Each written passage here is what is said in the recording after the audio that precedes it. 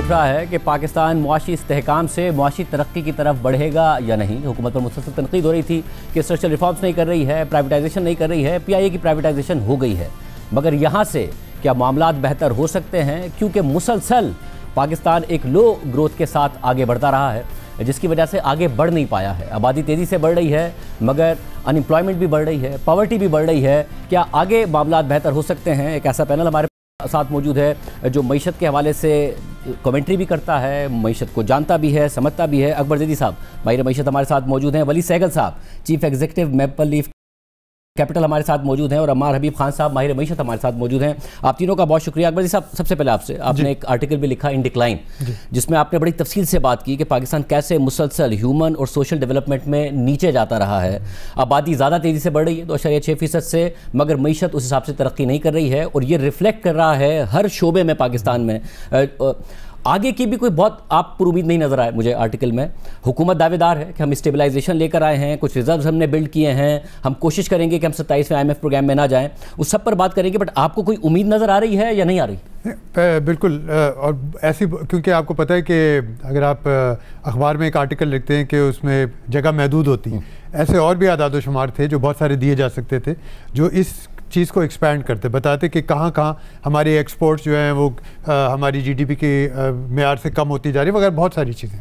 तो ये पिछले 15, 20, 30 साल का एक ट्रेंड है, और ये तेज़ी से बढ़ रहा है। जैसे आपने भी बताया, आबादी 2.6% है, जबकि पिछले 3 साल में हमारी जो शरह नमू है, GDP ग्रोथ, वो 1.7% हुई है। तो आप खुद सोचें, आबादी तकरीबन दुगनी बढ़ रही है और हमारी मईशत गिर रही है। अच्छा, अब मसला आ जाता है कि एक तरह से आज हम जहाँ हम खड़े हैं सियासी तौर पे, उसमें बहुत सारी चीज़ें ऐसी जो बेहतरी की तरफ जा सकती हैं हम, लेकिन मसला ये है कि हम पहले भी कई दफ़ा एतराज़ आ चुके हैं। हर 4-5 साल के बाद हमें सेम पेज की कहानी दी जाती है कि भाई मुख्तलिफ़ ताकतें, मुख्तलिफ़ इदारे एक साथ काम कर रहे हैं, चलें, बहुत ज़रूरी है पाकिस्तान को आगे ले जाने के लिए। आज भी हम ये सुन रहे हैं, तो ये कोई नई कहानी नहीं है ये, क्योंकि इसमें कोई ख़ास पॉलिटिकल पार्टी भी शामिल नहीं है, सारी शामिल है, ठीक है। और ऐसी भी मार्शल लॉ भी शामिल है जो आया था मुशर्रफ के दौर से, कम से कम हम देखते आ रहे हैं। तो एक ज़वाल पजीर हमारी मईशत चली आ रही है। और आपने जो बात की ना, वो ज़्यादा अहम है कि चलें हम GDP एक साल 5% हो गया, लेकिन उसका जो असर जो है वो तरक्की पे नहीं हो रहा, ह्यूमन कैपिटल पे नहीं हो रहा। हमारे बच्चे जो हैं स्कूल में नहीं जा रहे, 40% बच्चे अभी तक स्टंटेड हैं। आप खुद सोचें, हर शोबे में एक बहुत बड़ी खामी है। अच्छा, अब क्या बेहतर हो सकता है? हम तो हमेशा चाहते हैं, हमारी कोशिश ये होती है, हम तनकीद ज़रूर करते हैं, सारे जो इक़्तिसादी माहिरीन होते हैं, लेकिन वो ये भी कहते हैं आप 3-4 चीज़ों के बारे में सोचें। मुझे ये लगता है कि एक जो अब एक ये सियासी मसला पैदा हो गया, वो ये हो गया कि अगर इस हुकूमत को पता है कि 3 साल के बाद ये दोबारा आएंगे, ठीक है, अपोजिशन ख़त्म होगी, आपने 64 साल के लिए उनको जेल भेज दिया, जिस तरह भी आपने जो भी इंतज़ाम किए, तो अब क्या ये काम करेंगे? क्या रिफॉर्म्स होंगे या नहीं होंगे? अब जहाँ अपोजिशन होती है ना, जहाँ पे एक कंपटीशन चल रहा होता है कि भाई आप अगर रिफॉर्म नहीं करेंगे लोग हमें वोट देंगे, या जो कोई भी तरीका है इस मुल्क में वो उस तरह की हुकूमत आएगी। अब तो कोई अपोजिशन नहीं है, तो मुझे थोड़ा सा ये मौका बहुत अच्छा है कि मुख्तलिफ़ क़ुव्वतें एक साथ हैं और वो समझती हैं कि मुल्क को आगे लेके जाना है। और ये देखें, आप और मैं 20 साल से ये इस तरह की चीज़ें सुनते आए कि ये आखिरी प्रोग्राम है। नवाज़ शरीफ की पता नहीं कौन सी हुकूमत थी, उसमें भी मैंने कशकोल तोड़ दिया, नहीं जाएंगे।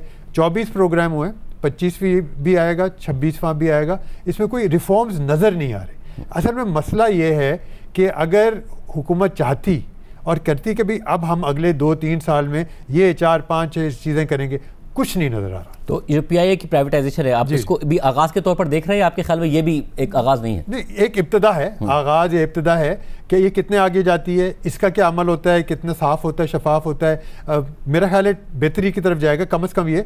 अब ये लोगों की छांटी होती है क्या होता है, वो अलग मसाइल है, लेकिन PIA तो बहुत छोटी सी चीज़ है, अभी ना होने के बराबर। जो मईशत के मसाइल हैं, PIA से ख़वातीन की सूरत हाल बेहतर नहीं हो जाएगी, स्टंटिंग कम नहीं हो जाएगी।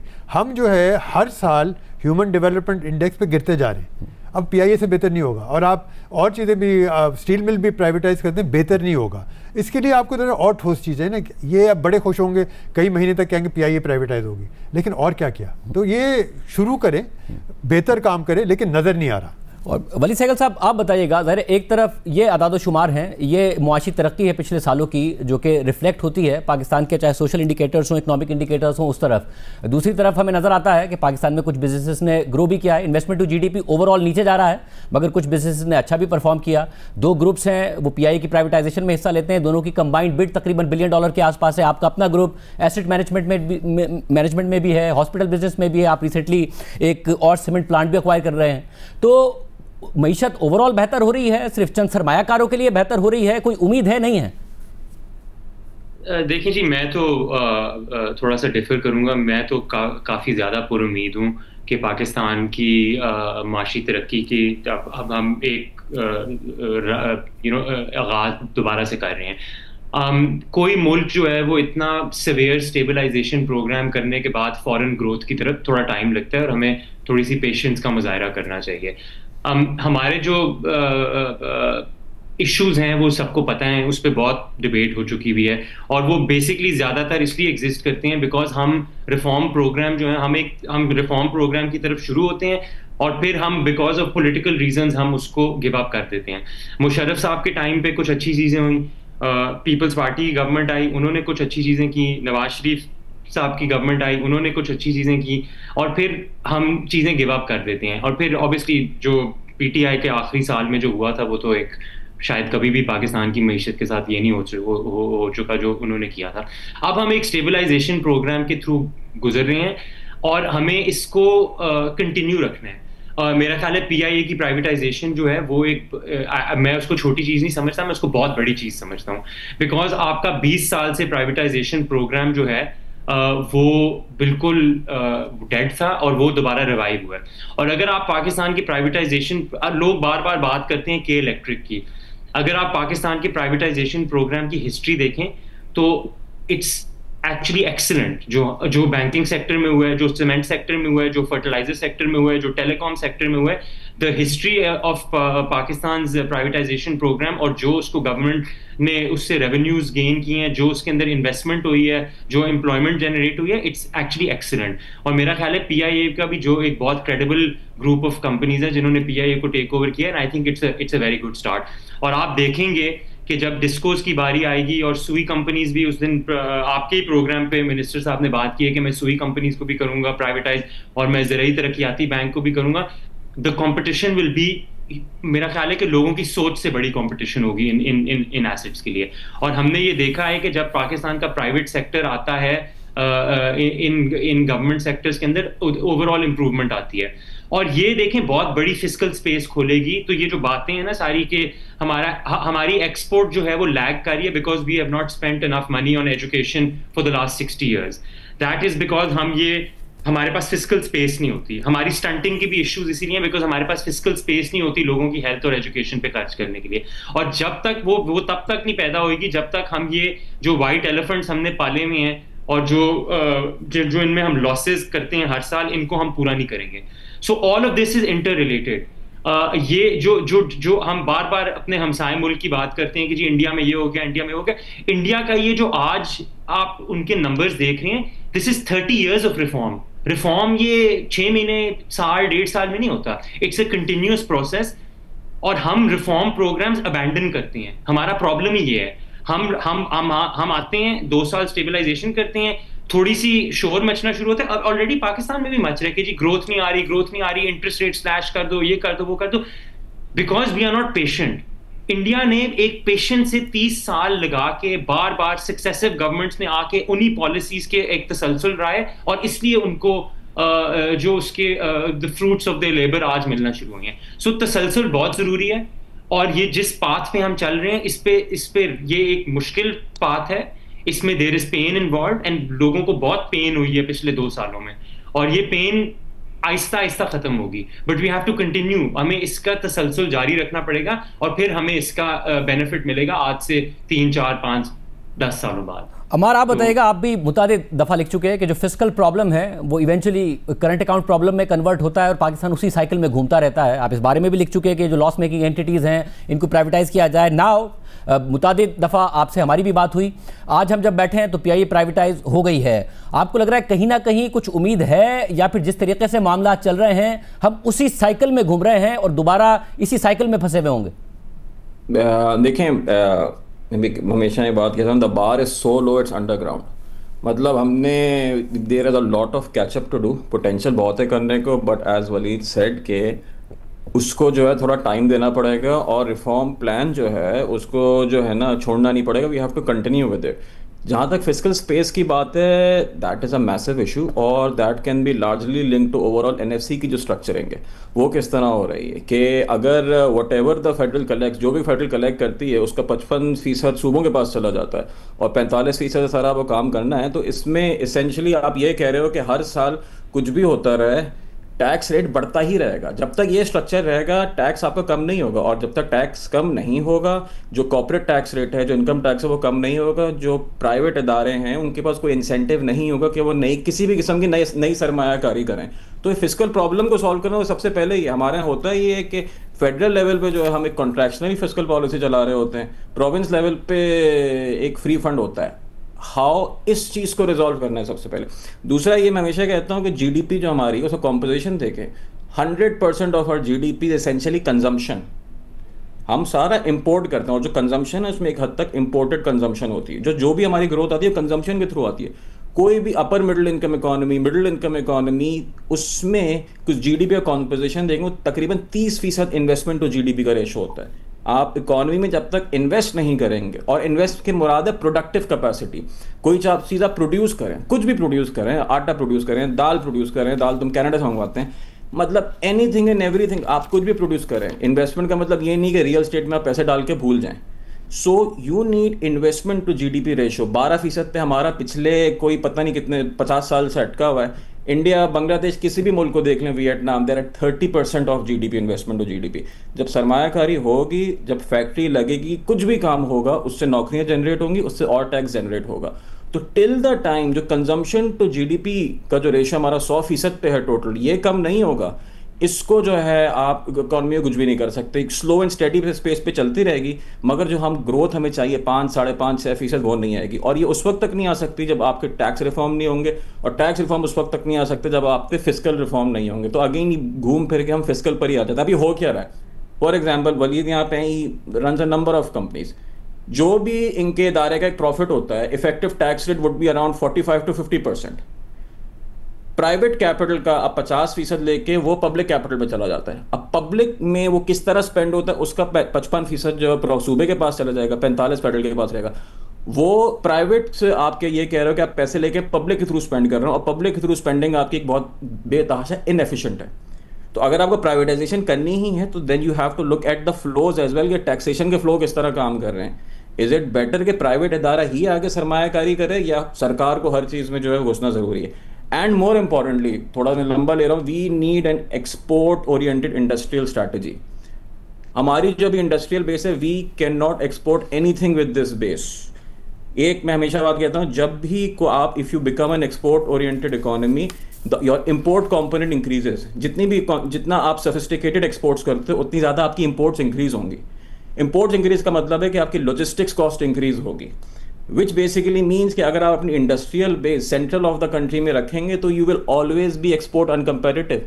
You need to develop the south region, you need to develop all of your coastal line for it to be actually an export oriented industrial base. You cannot have an industrial base in the north and expect it to be export competitive. तो I think ये बहुत critical structural चीज़ें हैं जो कि अगर fix नहीं होंगी तो वो इसी तरह चलता रहेगा। जैसे ही 25 प्रोग्राम IMF के हो गए, 25 और हो जाएंगे and we will be talking about the same things. Akbar साहब, अब ये ज़ाहिर अब हुकूमत भी कह रही है कि हम कभी इम्पोर्ट सब्स्टिट्यूशन मॉडल की बात करते थे, वो फेल हो गया, अब हमने एक्सपोर्ट लेट ग्रोथ की तरफ जाना है, मगर एक्सपोर्ट्स तो ग्रो नहीं कर रही हैं। इंडस्ट्री कहती है कि जी हाई एनर्जी कॉस्ट है, हाई टैक्सेशन है, जिसका जिक्र भी किया जा रहा है, इसके साथ तो हम ना एक्सपैंड कर सकते हैं ना ही ग्रो कर सकते हैं, या हमारी जो एग्जिस्टिंग कैपेसिटी है हम तो उसको भी नहीं यूटिलाइज कर पा रहे हैं। तो कोई पॉसिबिलिटी आपको नज़र आती है, क्योंकि जो साइकिल है बूम बस्ट का, उससे तो हम एक्सपोर्ट के जरिए निकल सकते हैं, रेमिटेंसेस पर हम ज़्यादा रिलाई कर रहे हैं, मगर वो कितना कर सकते हैं वो भी डिबेटेबल है कि उस पर करना चाहिए नहीं करना चाहिए। वो कोई आपको वहाँ पर कोई होप नज़र आती है? इसमें हमारे ने बहुत अच्छी बातें की और काफ़ी अच्छी तरह समराइज़ किया। जो है एक्सपोर्ट लेड होनी चाहिए बिल्कुल, लेकिन आपके जो सरमायादार हैं, सरमायाकार हैं, वो मुल्क छोड़ के पैसा अपना बाहर लेके जा रहे हैं। वो कह रहे हैं अब हम श्रीलंका में, बांग्लादेश में, दुबई में वहाँ फैक्ट्रियाँ लगाएंगे क्योंकि वहाँ पे टैक्सेस इतने बुरे नहीं हैं। मेरे ख्याल है जो इस वक्त जो सरमायादारी को और इन्वेस्टमेंट को ख़ास तौर पे इस वक्त सही कहा, 50 साल में इतनी कम इन्वेस्टमेंट टू जीडीपी रेशो नहीं हुआ। और जब पाकिस्तानी खुद नहीं इन्वेस्ट करते तो बाहर से कोई भी नहीं आएगा। फॉरेन डायरेक्ट इन्वेस्टमेंट की बात करते हैं, वो उसी वक्त होगा जब कहेंगे यार लोकल इन्वेस्टर्स भी कर रहे हैं, ठीक है। और आप ये देखें, पीआईए को बेचना, प्राइवेटाइज करना इज़ नॉट इन्वेस्टमेंट। इधर से लेके उधर डालना है, उसके फ़ायदे हो सकते हैं फिजिकल स्पेस में, लेकिन इन्वेस्टमेंट नहीं हो रही, हो सकता है बाद में हो। अब आप ये देखें कि अगर आपने एक्सपोर्ट्स बढ़ाने हैं, जो लोग एक्सपोर्ट करना चाह रहे हैं उन पे आप इतना टैक्स लगा रहे हैं, वो कह रहे हैं छोड़ो, कोई ज़रूरत नहीं है, बस ऐसे ही है, चलने दो। एक तो मेरा ख्याल ये है। दूसरे, आपके जो यूटिलिटीज़, इलेक्ट्रिसिटी के चार्जेस हैं वो बहुत ज़्यादा हैं और कोई ऐसा कोई प्रोग्राम नहीं नज़र आ रहा, कोई कोशिश नहीं नज़र आ रही। इस वक्त जो सबसे ज़्यादा तेज़ी से जो हमारे एक्सपोर्ट्स बढ़ रहे हैं वो है आईटी के एक्सपोर्ट्स। ये हैरत अंगेज़ बात है कि हम एक बिल्कुल कपास से और कॉटन से और टेक्सटाइल से और गारमेंट से अब एक नई जगह चले गए जो बहुत अच्छा ट्रेंड है। लेकिन क्या हमारे पास ऐसी यूनिवर्सिटीज़ हैं, क्या हम ऐसे स्किल्स पैदा कर रहे हैं? आप यूनिवर्सिटीज़ का हाल देखें, वो अच्छा नहीं है। हाई टेक जो हमारी यूनिवर्सिटीज़ हैं, कंप्यूटर साइंस वगैरह, वो एक लेवल पे आके फंस गई हैं। तो ये एक्सपोर्ट कहाँ से आएगी? खुद आईटी सेक्टर के लोग कहते हैं कि हमें अच्छा ह्यूमन रिसोर्स नहीं मिल पाता, नहीं मिल पाता। और अब देखें, अब एआई की तरफ जिस तरह दुनिया जा रही है, और अब वो कंप्यूटर साइंटिस्ट आपको नहीं चाहिए, अब आपको और किस्म के लोग चाहिए जो शायद हम स्किल्स नहीं दे पा रहे, तो वहाँ से भी हम पीछे जा रहे हैं। तो सवाल ये बनता है, व्हाट इज़ द स्ट्रैटेजी? क्या करना चाहते हैं, क्या एक्सपोर्ट करेंगे? भाई आपके गारमेंट्स नहीं खरीदेंगे, वो वियतनाम वाली और वो बांग्लादेश वाली और श्रीलंका वाले ज़्यादा बेहतर है, ज़्यादा सस्ती है। आप कॉटन इंपोर्ट कर रहे हैं, 5 मिलियन बेल्स, 6 मिलियन बेल्स, जहाँ 17 मिलियन बेल्स होती थी। ये एक तरह से अच्छा भी है क्योंकि आप बेहतर कॉटन इंपोर्ट कर सकते हैं, आपकी एक्सपोर्ट। लेकिन अब ये आप देखें कि हमारी टेक्सटाइल मिल्स बंद हो रही हैं, हमारी कॉटन यार्न की मिल्स बंद हो रही हैं, तो हम एक्सपोर्ट क्या करेंगे? ह्यूमन कैपिटल, लोगों को दुबई भेज दें। 10 लाख लोग जा रहे हैं हर साल, रेमिटेंसेस भेज रहे हैं, लेकिन वो हल नहीं है। एक तो पढ़े लिखे लोग भी जा रहे हैं, क्या उनको इधर होना चाहिए, कुछ मुल्क में की मईशत में, बिजनेस सेक्टर में काम करना चाहिए? तो ये इनको चाहिए कि ठीक है एक्सपोर्ट लेड हो। क्या एक्सपोर्ट लेड हो, किस तरह करेंगे? जो उनकी जो रुकावटें हैं उसको किस तरह दूर करें, ये पहले तय करें। वलीद, जो पहला सवाल था उसी में ये बात ऐड करते हुए जो अकबर साहब कर रहे हैं कि कुछ ज़ाहिर नज़र आता है कि कुछ ग्रुप्स ने काफ़ी प्रॉफिट भी किया है और वो बहुत ज़्यादा एक्विजिशंस भी कर रहे हैं, जिसमें आपका ग्रुप भी शामिल है। But at the same time 50 साल का लोवेस्ट इन्वेस्टमेंट टू जीडीपी है हमारा। इसका मतलब है कि उस तरीके से मईशत में इन्वेस्टमेंट नहीं हो रही, इन्वेस्टमेंट टू जीडीपी नहीं होगा तो जीडीपी की ग्रोथ नहीं होगी। फिर साथ में हमें वो टैक्सेशन का मसला, एनर्जी कॉस्ट का मसला, एक्सपोर्ट ना ग्रो होने का मसला, हालांकि हुकूमत एक्सपोर्ट लेड ग्रोथ की बात करती है, तो निकले कैसे इस साइकिल से? देखिए, हम बहुत ज़्यादा वी आर डिस्कसिंग बहुत चीज़ें एक वक्त पे। मैं एक तो अमार का एक बहुत इंपॉर्टेंट पॉइंट है ऑफ द फिस्कल साइड, एक मैं पॉइंट उस पर ऐड करना चाहूँगा। देखें, इंडिया के अंदर जो बहुत बड़ा फ़र्क है ना ऑन द फिस्कल साइड, वो ये है कि उनका जो अगर tax to GDP is about 18%, उनका तकरीबन 7% सूबे कलेक्ट करते हैं। हमारे सूबों का तो हमारा किसी सूबे का चीफ मिनिस्टर पाकिस्तान में होना is the world's best job. आपकी कोई रेवेन्यू की रिस्पॉन्सिबिलिटी नहीं है, बस खर्चा करें, और इट्स जबरदस्त किस्म की जॉब है। प्राइम मिनिस्टर से बेहतर जॉब तो चीफ मिनिस्टर होना है, बिकॉज रिस्पॉन्सिबिलिटी ना होने के बराबर है और प्रोजेक्ट्स पे प्रोजेक्ट्स आप कर सकते हो। तो इसको ये जो है हमारा जो टैक्स टू जीडीपी है ऑलमोस्ट 12% है, हमारे सूबे सिर्फ 1% कलेक्ट करते हैं। तो इसको करेक्ट करने की बहुत बड़ी जरूरत है इस मुल्क में। अब एक्सपोर्ट की जहां तक बात है, देखिए एक चीज में जरा I just want to clarify this, Pakistan के जो मेजर एक्सपोर्ट ग्रुप्स हैं, कोई भी पाकिस्तान छोड़ के और मुल्कों में फैक्ट्रियां नहीं लगाना प्लीज। ये बहुत बड़ा मिसनोमर है। 1, 2, 4 लोगों ने लगाई होंगी फैक्ट्रियां छोटी छोटी, मेजॉरिटी उनकी प्रोडक्शन जो है पाकिस्तान के अंदर है। तो ये कहना कि जी पाकिस्तान लोग छोड़ के ग्रुप्स पाकिस्तान छोड़ रहे हैं और वो और मुल्कों में जाके कंपनियां लगा रहे हैं, पहली बात है पाकिस्तान से कैपिटल ले जाना और कंपनियां लगाना तो वर्चुअली इम्पॉसिबल है। तो दिस इज जब एप्टमा कहती है कि हमारे 100 से ऊपर यूनिट्स बंद हो गए जो चल रहे हैं, वो भी बहुत कम कैपेसिटी पर चल रहे हैं, वो सही कहते हैं। उसके 2 रीजन हैं। एक तो जो टैरिफ्स की वजह से बहुत ज़्यादा बिकॉज टैरिफ्स की एंटिसिपेशन थी, तो बहुत ज़्यादा इंपोर्ट्स यूएस के अंदर इंक्रीज हुई थी in anticipation of the tariffs. There is too much supply in the US, तो उसको अब टेपर ऑफ होने में थोड़ा सा टाइम लगेगा। दूसरा, कॉस्ट ऑफ डूइंग बिजनेस जो अकबर साहब ने बात की है वो बिल्कुल सही बात है। हमारी cost of doing business in so far as energy and productivity is concern वो बहुत रीजनली अनकम्पेटिटिव है। देखें, तीसरी बात, जहां तक टेक्सटाइल मिलों का ताल्लुक है, देखें टेक्सटाइल की चेन में बड़े प्रॉब्लम्स रहे हैं। ईएफएस का बहुत बड़ा स्कैंडल है, जो ईएफएस के अंदर माल इंपोर्ट होता था एक्सपोर्ट के लिए और लोकल मार्केट में बिकता था, उसने बहुत हैम्पर किया, वो अब इन्होंने गवर्नमेंट ने करेक्ट किया। दूसरा, जो ये कॉटन की प्रोडक्शन है, जो ऑफ द बुक्स कॉटन की सेल हो रही है और जो ऑफ द बुक सेल्स हो रही है, वो जो ऑन द बुक्स लोग हैं वो नहीं कम्पीट कर सकते उनके साथ। सो टेक्सटाइल की चेन में भी इश्यूज हैं, ऐसे नहीं है कि वहां पे प्रॉब्लम्स नहीं है। So all of this needs to be addressed. जहां तक आपका एक्सपोर्ट का इशू है, देखिए हमारी एक्सपोर्ट्स लैग कर रही हैं। हमने 60-70 साल एजुकेशन को प्रायोरिटी नहीं दी। अब आप कैसे एक्सपेक्ट कर सकते हैं कि हम हाईटेक एक्सपोर्ट्स जो है पाकिस्तान में ओवरनाइट शुरू कर देंगे? जो आपके, अगेन मैं हमसाए मुल्क का एग्जांपल दे रहा हूँ, वहां पे IITs जो है वो 50s में बनी थी। You know, they were looking at this in the 50s and the 60s. We were not looking at it at that time. So all of this we have made very major mistakes हमने किए हैं historically. उन mistakes को time लगेगा ठीक करने में। हमारा ये बहुत अच्छी बात की थी प्राइम मिनिस्टर ने कि एक मिनिमम इकोनॉमिक प्लान पे एक कंसेंसस होना चाहिए, जो इन्होंने जो मईशत पे एक कहा था, दूसरी जमातों को दावत दी थी कि हम बैठ के एक मईशत पे प्लान बनाए, उस पे होना चाहिए। This is a 10, 15, 20 year journey Shahzeb. ये 10, 15, 18 महीने का इशू नहीं है, ये 10-15 साल का इशू है और इसको डिलिजेंटली मेटिक्युलसली हमें फॉलो करना पड़ेगा अगर हम इस होल से निकलना चाहते हैं। ये ऐसे नहीं होगा कि 2 साल पेन ली और तीसरे साल इंटरेस्ट रेट कम करिए। अगर आज जो हम सुनते हैं, बिजनेस कम्युनिटी से ही लोग आते हैं और वो जाते हैं प्राइम मिनिस्टर को मिलते हैं, फील्ड मार्शल साहब को मिलते हैं और कहते हैं कि जी इंटरेस्ट रेट काटते हैं, बहुत हाई है इंटरेस्ट रेट, उससे क्या होगा? कुछ नहीं होगा। We will again be in the hole. आज अगर हमने इंटरेस्ट रेट 3-4%, 5% काट दिया, यहाँ पे फिर एक बैलेंस ऑफ पेमेंट्स क्राइसिस शुरू हो जाएगा, जो मुशर्रफ के दौर में भी हुआ था, नवाज शरीफ साहब के दौर में भी हुआ था और PTI के दौर में भी हुआ था। अब आप बताइएगा, आपको लगता है बार आप समझते हैं कि यहाँ से, क्योंकि जाहिर बिजनेसेस तो मुतालबा करते हैं कि इंटरेस्ट रेट्स को तेजी से कम करें, इन्फ्लेशन कम है, इंटरेस्ट रेट ज़्यादा है, उसका काउंटर आर्ग्यूमेंट ये आता है कि करेंसी पर प्रेशर आ सकता है, बट बिजनेसमैन होते हुए ये वली सहगल तो कह रहे हैं कि नहीं कम करना चाहिए वरना दोबारा उस साइकिल में चले जाएंगे, हमें बहुत तेज़ी से ग्रोथ की तरफ नहीं जाना चाहिए। देखें, बिल्कुल भी कम नहीं करना चाहिए। मेरे ख्याल से अभी 50 बिप्स से ज़्यादा की गुंजाइश मौजूद भी नहीं है, बिकॉज हमारा जो है एज आई सेड 100% हमारी कंजम्पशन ड्रिवन इकॉनमी है और वो जो कंजम्पशन है वो इम्पोर्ट लेड है। इंटरेस्ट रेट आप कम करेंगे, there will pressure on the rupee और विद इन 6 मंथ्स जो है योर रुपी विल डेप्रिशिएट और इन्फ्लेशन की एक और साइकिल शुरू हो जाएगी और फिर 3 साल हम फिर वही स्टेबलाइजेशन का जो है वो चक्कर चलाते रहेंगे। It's literally groundhog day at this point, again and again वही हम साइकिल रिपीट कर रहे हैं। इंटरेस्ट रेट देखिए, इंपॉर्टेंट चीज ये है कि इंटरेस्ट रेट इतने ज्यादा क्यों है, फंडामेंटली समझते हैं। What is even is interest rate? Interest rate is the price of money. ठीक है, अगर किसी चीज की ज्यादा डिमांड होगी तो उसकी कीमत ज्यादा होगी। ज्यादा डिमांड अभी क्यों, किस चीज की? सबसे बड़ा बोरोवर इस मुल्क में कौन है? वो सरकार इटसेल्फ है। 70% of all banking assets are with the government, which basically means कि जब सरकार कंटिन्यूसली बोरो करता रहता है to plug the fiscal deficit, interest rate ज्यादा होता है।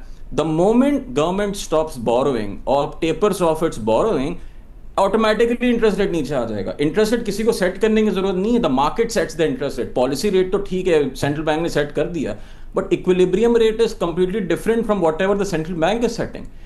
द मोमेंट गवर्नमेंट डिसाइड, हुकूमत ने बोला कि जी हमारा फिस्कल पोजीशन बेहतर हो गई है, we will not borrow, automatically rate जो है वो नीचे आना शुरू हो जाएगा, which again leads us back to that this is a fiscal problem. Interest rate को भी सॉल्व करने के लिए you need to solve the fiscal first. मैं एक आपको शाहजेब बात बताऊं कि एट अ फेडरल लेवल अगर कल हम जाके, ठीक है, फ्रॉम 1 जनवरी ऑनवर्ड्स हम कहते हैं कि हम पूरा फेडरल बंद कर देते हैं, we'll just close everything down, किसी को तनख्वाह में कुछ नहीं मिलेगा, magically we shut everything down, there will still be a fiscal deficit, because जो भी आप कलेक्ट करते हैं आपने सूदों को देना है, जो आपने पहले बोरोइंग की भी उसका आपने इंटरेस्ट एक्सपेंस देना है, बेस लेवल फिक्स कॉस्ट आपने एक डिफेंस की मेंटेन करनी है। So at this point the fiscal position वो एक मैनेजेबल ही नहीं है, and this is directly link to interest rate. Till the time हम फिस्कल को फिक्स नहीं करते, हम इंटरेस्ट रेट को फिक्स नहीं कर सकते और बहुत सारी जो सारी लिंक चीज़ें उसको भी फिक्स नहीं कर सकते। अकबर जी साहब, आपके साथ साल से जब हमने शोज़ किए हैं, कितनी दफ़ा हुआ कि बात की कि क्या ये IMF का आखिरी प्रोग्राम होगा, और मुझे याद है मुताज़ी दफ़ा आपने कहा नहीं होगा। अब जबकि हम एक और IMF प्रोग्राम में हैं, कम से कम स्टेट बैंक ये कह रहा है कि जून तक हमारे रिजर्व तकरीबन 17.8 अरब डॉलर होंगे, यानी 3 महीने की इंपोर्ट्स के बराबर हमारे पास पैसे होंगे। मगर उसके बावजूद कंसर्न मौजूद है कि IMF का आखिरी प्रोग्राम है या 2027 में हम दोबारा IMF के दरवाजे पर होंगे। आपको क्या लग रहा है? ये वलीद जो बात कर रहे थे, ये कह रहे थे कि ये 12-18 महीने की बात नहीं है, बिल्कुल सही कह रहे हैं, लेकिन 42 साल से तो मैं सुन रहा हूँ और अभी तक वो 42 साल ही हो गए, उससे ज़्यादा नहीं हुए कि बस हम निकलने वाले हैं। और जैसे मैंने आपसे कहा, आखिरी प्रोग्राम, हर हुकूमत हर जो बोरो करती है वो कहती है आखिरी। इमरान खान की हुकूमत ने कहा तो हम जाएंगे ही नहीं, जब असद उमर वो फाइनेंस मिनिस्टर, बाद में फिर खुदकुशी कर दूंगा, मगर IMF के पास खुदकुशी कर दूंगा और मैं कर्जा नहीं लूँगा, ठीक है, फिर वो खुदकुशी ही होगी क्योंकि कर्जा लेना पड़ा, और अभी भी वही है। तो ये अब ये स्टेबलाइजेशन की सब जो बात करते हैं ना, अब स्टेबलाइजेशन स्टैग्नेशन हो गया है। मसला ये स्टेबलाइजेशन एक वक्त में ज़रूरी है, जब हमें नज़र आ रहा था कि 1.5-2 ढाई साल पहले उस वक्त बहुत ज़रूरी था। जो हुआ, इन्फ्लेशन कम हो गया, रुपए का रेट स्टडी हो गया, हमारे नंबर्स बहुत बेहतर हो गए, करंट अकाउंट बैलेंस डेफिसिट बहुत बेहतर हो गया, कोई शक नहीं। कब तक, अब ये कब तक आप इसको बरकरार रखेंगे कि स्टेबलाइज? जब तक आप IMF के साथ हैं, उसके साथ एक शर्त ही होती है, आपने ग्रोथ नहीं करनी। तो अगर आपने ग्रोथ नहीं करनी तो ये बाकी मसाइल हल कैसे होंगे? देखिए, ये बिजनेसमैन है, अमार जो है वो फाइनेंस और इन चीज़ों को देखते हैं, लेकिन अगर आप डेवलपमेंट के हवाले से देखें कि आप मईशत कर क्या रही है लोगों के लिए, ठीक है, ये आप पैंडा बॉन्ड्स कर दें, फला बॉन्ड्स कर दें, और ये वो बॉन्ड यूरो बॉन्ड्स कर दें, बहुत अच्छी चीज़ें आप करते रहें, फिर असल में क्या हो रहा है? तो आपके नंबर्स क्यों नीचे जा रहे हैं? क्या दिस इज सिंपली कि सब करप्ट हैं, या सिंपली के पैसे नहीं हैं? ठीक है, एक मसला ये दोनों जो बात करें सही करें। हमारे प्रोविंसेस के पास बहुत पैसा है और बहुत ही अच्छी नौकरी है कि आप इतना पैसे लेके संभाल रहे हैं, क्योंकि आप फिर फेडरल को नहीं दे रहे, बल्कि वहाँ से आ रहे हैं पैसे आपके पास। आप टैक्सेस नहीं रेज कर रहे, एग्रीकल्चर टैक्स तक तो ले नहीं रहे, और वो कह रहे हैं जो भी वजूहात होती हैं। तो ये अब मुझे नहीं नज़र आ रहा कि ना IMF हमें छोड़ेगा, ना हम IMF को छोड़ेंगे। और अगर ये चलता रहा तो आपके दूसरे जो मसाइल हैं, ठीक है, आपके नंबर्स बेहतर लग रहे हैं, वेरी गुड, अभी भी बहुत अच्छे लग रहे हैं, लेकिन जो चीज़ें और हो रही हैं, स्टंटिंग हो गया, ह्यूमन डेवलपमेंट गिर गया, unemployment is the highest in 21 years. ये क्यों हो रहा है? फिर आपका जब इन्वेस्टमेंट नहीं हो रहा तो ये नहीं जाने वाला। 5-10 साल, मुझे नहीं पता, 42 साल तो मुझे हो गए।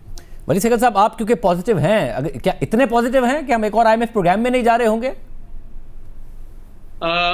देखें IMF प्रोग्राम में हम, सवाल यह है कि हम IMF प्रोग्राम में क्यों बार बार जाते क्यों?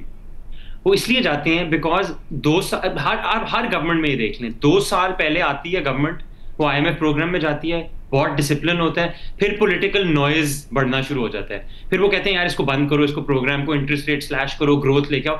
देखिए, टेक द लास्ट गवर्नमेंट, आप इमरान खान की गवर्नमेंट देखें, मेरा ख्याल है हफीज शेख इकोनॉमी को एक बहुत सीरियसनेस से और एक बहुत अच्छे तरीके में मैनेज कर रहे थे। और क्या हुआ, इन्होंने जो सारी मेहनत की, पहला 1 साल असद उमर साहब ने एज यू सेड खुदकुशी और वो सारा वो किया, फिर हफीज शेख को बुलाया गया कि इसको सारी चीज को समेटो, उन्होंने समेटा, सारे मुश्किल फैसले किए, चीजों को बेहतर किया, and then what did they do? उन्होंने जाके शौकत तरीन को ले आए और सारा ही अपने किए पे पानी फेर दिया। मेरा मतलब है, ये किस किस्म की अहमकाना पॉलिसी थी इनकी कि आप पकड़ के सारा डिसिप्लिन तोड़ दो और 6% ग्रोथ दिखा दो और अपने आप को बैंकरप्ट कर दो इन द प्रोसेस। ये बार बार IMF प्रोग्राम में हम इसलिए जाते हैं बिकॉज हमारी पॉलिटिकल विल नहीं होती। हम, मुशर्रफ साहब ने भी यही किया, जाने से पहले सारा जो 6-8 साल की मेहनत थी उसको सारा खराब कर दिया। जब तक हम तसलसल नहीं लेके आएंगे और इस इकोनॉमी को एक डिसिप्लिन से एज अ साइंस नहीं मैनेज करेंगे, we will keep going to the IMF। हम मुश्किल टाइम गुजारेंगे, इलेक्शनों से पहले ग्रोथ लेके आएंगे, फिर पटाखा बोल जाएगा, फिर हम वापस जाएंगे IMF के पास, 3 साल स्टेबलाइजेशन करेंगे, फिर पटाखा बोल जाएगा। सो ये एक तसलसल की जरूरत है। मैं अब इसीलिए आपको कह रहा हूं, अगर हम ये फैसला कर लें कि यार हमने 15 साल लगा के इकोनॉमी को सीधा करना है, फिर हो सकता है IMF का आखिरी प्रोग्राम। अगर हम ये कहें कि नहीं यार, एक्चुअली हमने इकोनॉमी अब बड़ी मेहनत कर ली है, अब हमने ग्रोथ लेके आनी है, अब हमने बिकॉज आगे इलेक्शन भी लड़ना है, तो हमने डोल आउट्स भी देने हैं, यार ये बिजली की कीमत भी नहीं बढ़ानी, पेट्रोल भी सस्ता कर दो, ये भी कर दो, वो भी कर दो, इंटरेस्ट रेट भी स्लैश कर दो, we will be back to an IMF program soon after the next government comes. So we have to make a choice. You cannot have your cake and eat it too, Shazir. Simple. अमार, आपका last comment इस पर? नहीं, fully agreed with Waleed. उसमें यही again and again यही चीज़ें करते रहते हैं। जैसे उन्होंने बात करी, वो जो पीटीआई गवर्नमेंट का लास्ट ईयर था $17 billion of current account deficit, जो अभी हम बात कर रहे हैं कि $16 बिलियन हमारे रिजर्व्स हैं। 17 अरब का तो उस एक साल का करंट अकाउंट डेफिसिट था, and that lead to more problem, inflation and everything, so on and so forth. So I think यही है कि these things, economics need to be looked, yes there is an element of politics, there is real politics involved, but long-term sustainable growth needs to follow some kind of a model, some kind of a plan, which frankly does not exist right now, because वही है ना कि the provinces don't really care about any kind of private enterprise or industries. Federal cares about it. So इसमें जो है हर किसी को एक पेज पे आना पड़ेगा, एक अलाइनमेंट करनी पड़ेगी, तभी जाके जो है कोई ना कोई एक ऐसा कोहेरेंट प्लान बनेगा जिसके साथ कुछ हो सकता है। एक छोटी सी मैं एग्जांपल दूं आपको, मैं भी कराची में बैठा हूँ। कराची में पोर्ट कासिम पे 1320 मेगावाट का एक प्लांट है, हब पे 1320 मेगावाट का एक प्लांट है, 660 मेगावाट का एक और प्लांट है। इन सब की क्यूमुलेटिव डिस्पैच जो है तकरीबन 15-20% से ज़्यादा नहीं है, क्योंकि हमारे पास वो लाइन मौजूद नहीं है जिससे हम बिजली साउथ से नॉर्थ ले जा सकें। इनकी जो मार्जिनल कॉस्ट है जिस पे बिजली प्रोड्यूस होती है वो 15 रुपये पे होती है। There is a strong case कि आप बोलो कि यार ये जो साउथ के प्लांट्स हैं, हम यहाँ से मार्जिनल कॉस्ट पे बिजली देना शुरू करते हैं for whoever wants to set up a new industry. This is what a plans look like. But then this becomes a provincial issue where you would say कि जी एक प्रोविंस को है उसको ज़्यादा दिया जा रहा है, दूसरे को कम दिया जा रहा है, वो एक अलग ड्रामा शुरू हो जाता है। So you need to see care what is good for national interest. Anything good for national interest is good for everyone. Anything good for one province may not be good for another province. So I think ये वाली जो चीज़ है ना, you need to take interest at economic decision in pure national interest at this point, rather than trying to appease दूसरों को खुश करने के लिए कि ये प्रोविंस वाला खुश हो जाए, ये खुश हो जाए, so on and so forth. एक इंडस्ट्रियल पॉलिसी की ज़रूरत है, एक एक्सपोर्ट ओरिएंटेड पॉलिसी की ज़रूरत है। अकबर साहब ने बहुत अच्छा बोला कि क्या एक्सपोर्ट करेंगे, हमारी बेताशा चीज़ें हैं जो हमारा कंपेरेटिव एडवांटेज बनता है। एग्री का हमारा इतना, एक तो यील्ड्स हमारी कम है, ठीक है, एक बहुत पोटेंशियल उनको बढ़ाने का, उसमें प्रोसेस वैल्यू ऐड करने का, उसमें प्रोसेसेस ऐड करने का, बट हम लोग वो नहीं कर पाते। Gujarat from India exports $4 to $5 billion worth of shrimp to the Middle East. 4 से 5 अरब डॉलर की श्रिम्प वो करता है। ये हम क्यों नहीं कर सकते? पानी वही है, कोस्ट लाइन वही है, बट अनडेवलप्ड। सो सिर्फ प्योर एग्री को ही अगर आप देखें, जो कि हमारा कोर एडवांटेज बनता है, बहुत सारे काम हो सकते हैं, बट उसके लिए you need a national level policy, you need national level direction, rather than जिसे कहते हैं ना एड हॉक बेसिस पे, इस इंडस्ट्री को चला दो, उसको चला दो, ये ऐसा कर दो, वो ऐसा कर दो। That's basically it. बहुत शुक्रिया नाज़रीन, तज़िया आपने। देखते हैं कि हुकूमत किस तरीके से रिफॉर्म्स को आगे बढ़ाती है। दावा तो कर रही है, मगर बढ़ाएगी या नहीं बढ़ाएगी। पाकिस्तान IMF के प्रोग्राम से निकलकर एक सस्टेनेबल ग्रोथ की तरफ जा पाएगा, नहीं जा पाएगा। प्रोग्राम एक ब्रेक शामिल करता है। काम की जगह पर ख़वातीन को हिरासां करने के हवाले से लाहौर हाई कोर्ट का एक अहम फैसला सामने आया है, जिसमें अदालत ने वाज़ेह कर दिया है कि काम की जगह यानी वर्क प्लेस की तारीफ सिर्फ दफ्तर तक महदूद नहीं है, बल्कि दफ्तरी उमूर से मुंसलिक किसी भी जगह को उसमें शामिल किया जा सकता है। लाहौर हाई कोर्ट ने अपने इस फैसले में मोहतसिब पंजाब के इस फैसले को दुरुस्त करार दिया है, जिसके तहत खातून से हिरासानी के इल्ज़ाम पर technical education and vocational training authority के ज़िला अफसर को बरतरफ किया गया था, जिसकी बाद में गवर्नर पंजाब ने भी तौसीक की थी और इन फैसलों के खिलाफ दरख्वास्त को मुस्तरद किया गया। लाहौर हाई कोर्ट के जस्टिस राहिल कामरान की जानिब से तहरीर करदा इस फैसले में लिखा है कि इस आईनी दरख्वास्त में पटिशनर उमर शहजाद ने गवर्नर पंजाब के 20 मार्च 2025 के हुक्मनामे को चैलेंज किया है, जिसके जरिए गवर्नर पंजाब ने पटिशनर की नुमाइंदगी मुस्तरद करते हुए पंजाब के मोहतसिब के फैसले की तौसीक की थी।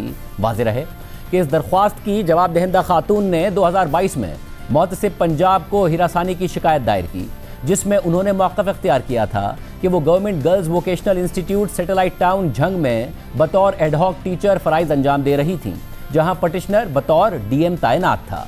पटिशनर DM पर इल्ज़ाम आयद था कि वो शिकायत कुरुंदा खातून को नाजेबा नज़रों से देखता था, उसे नामुनासिब पैगामात भेजता था और उसके साथ मुसलसल नाजायज़ ताल्लुकात कायम करने की कोशिश करता रहा। और उसने मुबैना तौर पर यह दावा भी किया कि उसने मुतासरा खातून के सर्विस के मामलात में उस पर मुतादिद एहसानात किए हैं और इन एहसानात के बदले का मुतालबा किया। साथ ही ये धमकी भी दी कि अगर खातून ने उसकी बात ना मानी तो वो उसकी तकर्रुरी के अहकामात मनसूख कर देगा। खातून की शिकायत के मुताबिक पटिशनर अपने इस रवैये से बाज न आया और 14 और 15 सितंबर 2022 की दरमियानी रात को शिकायत कुरुंदा खातून के घर आया और पूछने पर एक दरख्वास्त और ख़त देने का बहाना किया। मुतासरा खातून का इल्ज़ाम है कि उसके बाद ये शख्स ज़बरदस्ती घर में दाखिल होकर उसे घसीटते हुए एक कमरे में ले गया और उसका रेप करने की कोशिश की और मज़ाहमत के दौरान शिकायत कुरुंदा खातून के कपड़े फट गए, जिसके नतीजे में वो जुज़वी तौर पर बेलिबास हो गई। इस दौरान मुतासरा खातून ने फ़ौरन रेस्क्यू 15 पर कॉल की, जिस पर पटिशनर मौके से फरार हो गया। खातून की चीखों पुकार सुनकर गवाहान नज़ाकत अली और मोहम्मद आसिफ के अलावा पुलिस भी मौके पर पहुंच गई। शिकायत कुरुंदा खातून का शौहर मफलूज है और इस वाक़े के बाद खातून शदीद ज़हनी अज़ियत और तज़लील के बाइस किसी का सामना करने के काबिल ना रही, जबकि उसके शौहर की हालत भी मज़ीद ख़राब हो गई। और खातून ने यह इल्ज़ाम भी आयद किया था कि पटिशनर की जानिब से मुबैना तौर पर उसे मुसलसल धमकियाँ दी जाती रहीं, जिसकी वजह से खातून और उसके अहल खाना शदीद ज़हनी कर्ब का शिकार रहे।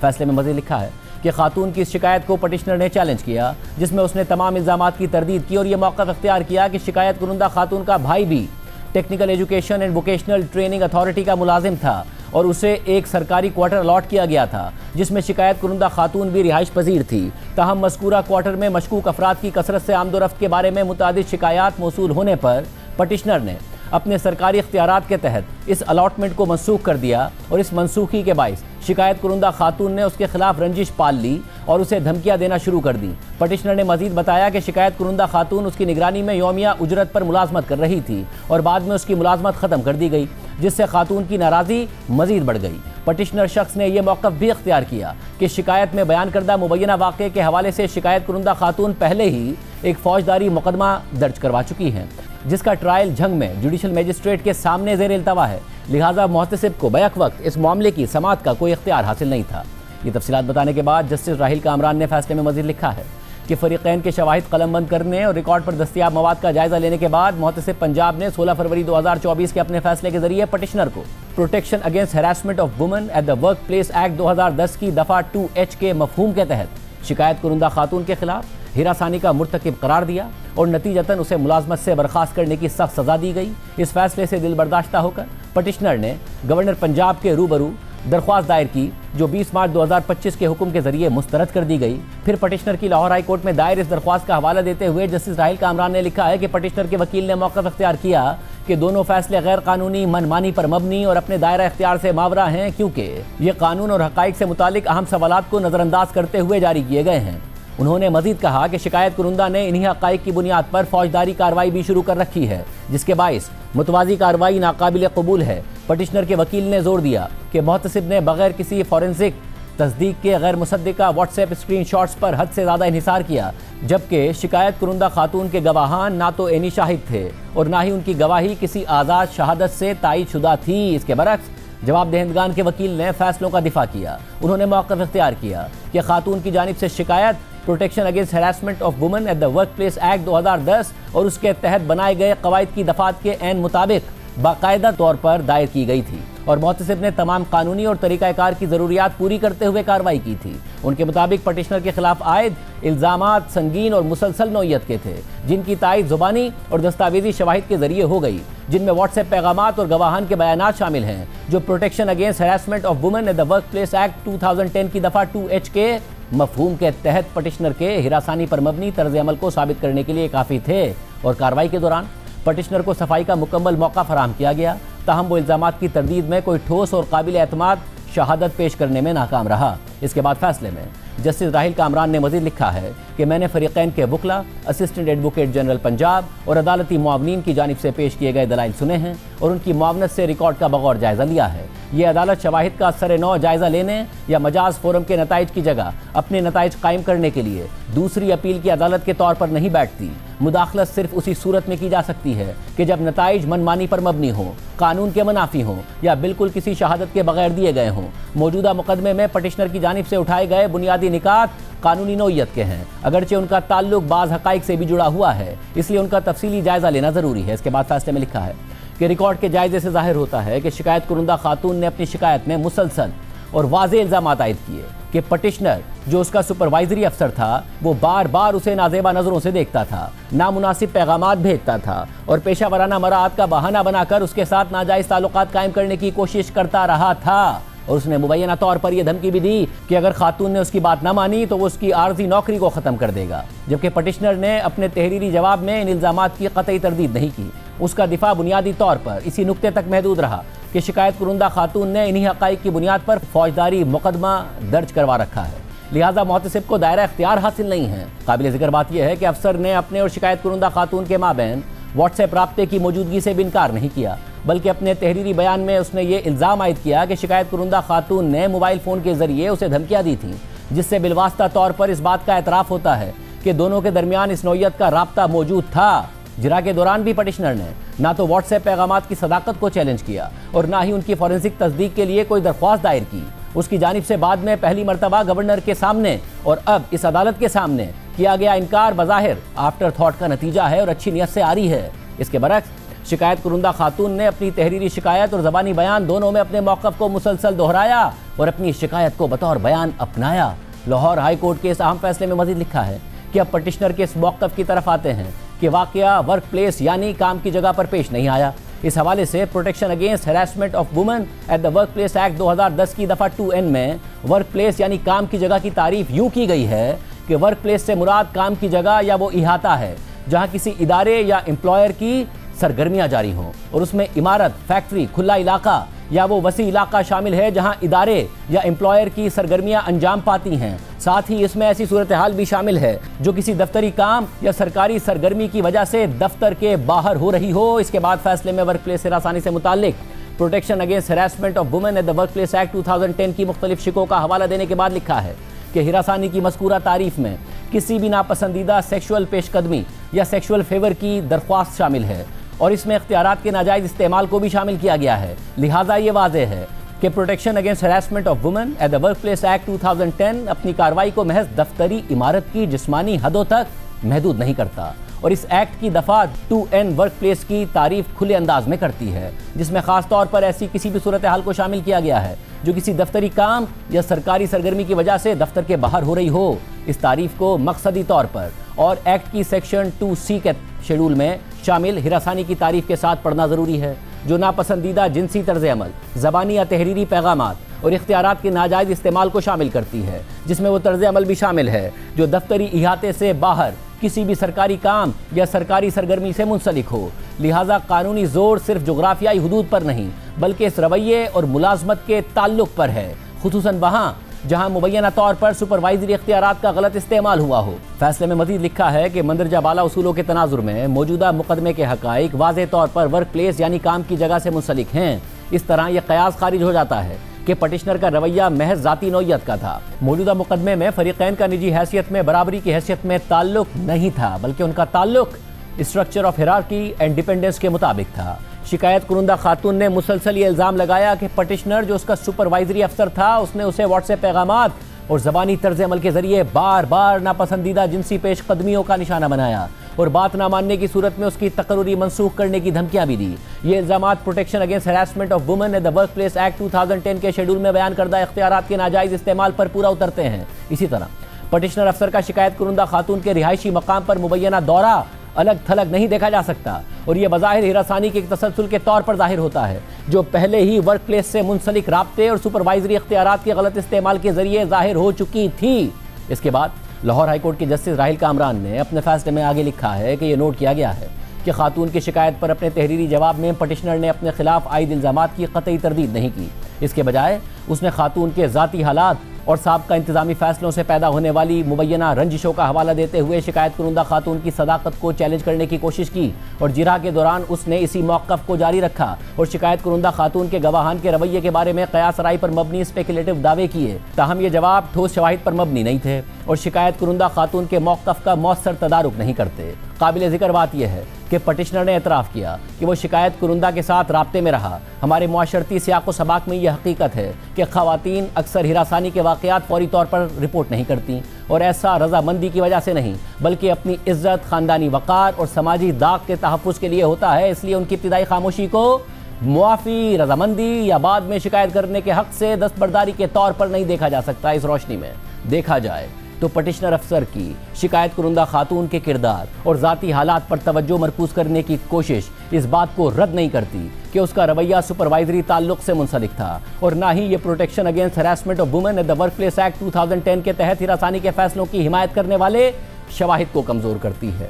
ये सब बताने के बाद जस्टिस राहिल कामरान ने अपने फैसले के अख्तिताम पर लिखा है कि मंदरजा बाला उसूलों के तनाजुर में और प्रोबेबिलिटीज़ के मयार के तहत मोहतसिब के जरिए पटिशनर मुल्जिम के मुजरिम होने के बारे में जो नतीजा अखज़ किया गया और जिसकी तौसीक गवर्नर पंजाब ने की, वो न सिर्फ कानून के मुताबिक है बल्कि रिकॉर्ड पर दस्तयाब मवाद और मुकदमे के हक़ाइक़ और हालात से अखज़ किया जाने वाला माकूल और मंतकी फ़ैसला है। मंदरजा बाला वजूहात की बिना पर दोनों फोरम्स के फैसले ना तो मनमानी पर मबनी हैं, ना रिकॉर्ड से गैर मुस्तनद हैं और ना ही उनमें कोई दायरा इख्तियार या कानूनी खामी मौजूद है जो इस अदालत को मुदाखलत करने की इजाज़त दे। लिहाजा ये मौजूदा दरख्वास्त मुस्तरद की जाती है।